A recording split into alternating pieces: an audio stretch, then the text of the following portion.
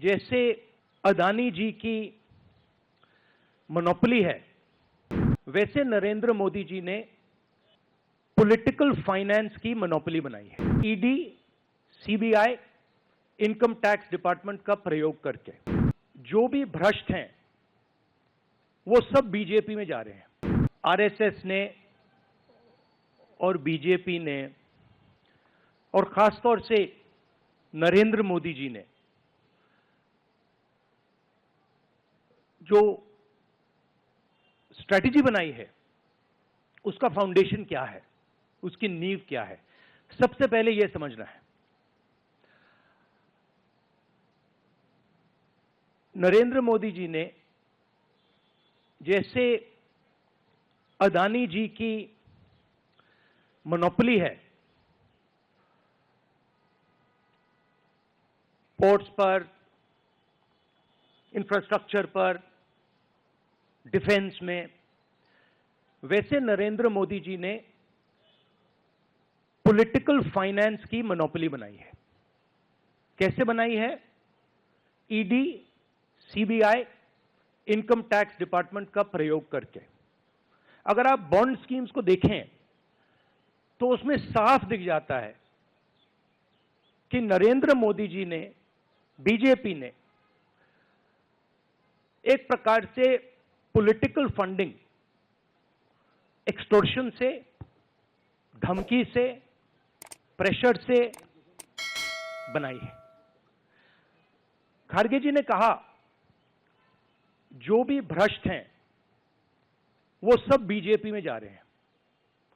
उसका कारण है क्योंकि नरेंद्र मोदी जी चाहते हैं कि पॉलिटिकल फाइनेंस की मोनोपोली उनके हाथों में हो।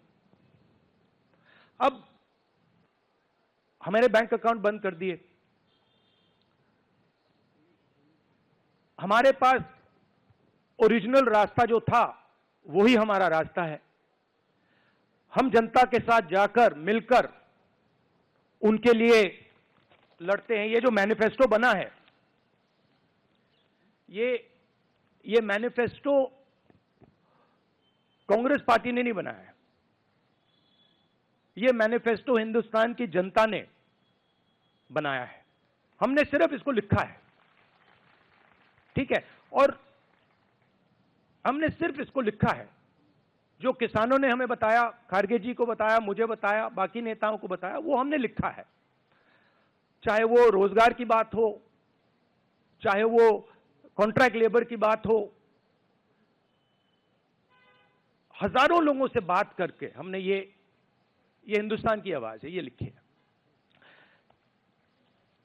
मगर जो राजनीति में आज हो रहा है वो क्लियर है कि सब पार्टीज को नरेंद्र मोदी, ईडी, सीबीआई, इन इंस्टीट्यूशंस को कैप्चर करके फाइनेंशियली मोनोपोली बना रहे हैं अपनी।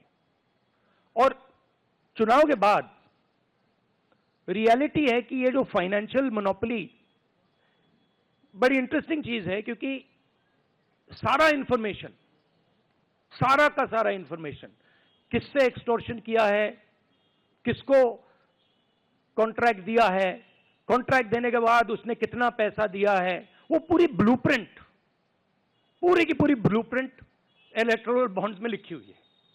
तो नरेंद्र मोदी जी ने आज नहीं तो कल ऑपोजिशन को पूरी chargesheet, proof sheet electoral bonds के थ्रू पकड़ा दी है। तो इसीलिए थोड़ा टेरर हो रहा है उनको, इसीलिए नंबर निकला है 400 पार। इसलिए ये महाराष्ट्र में हमारे नेता ले जा रहे हैं, हरियाणा में सब जगह हमारे नेता ले जा रहे हैं, क्योंकि इनको लग रहा है कि भैया अगर 400 पार नहीं 180 हो गई, 160 हो गई, 140 हो गई तो नैया पार हो जाएगी।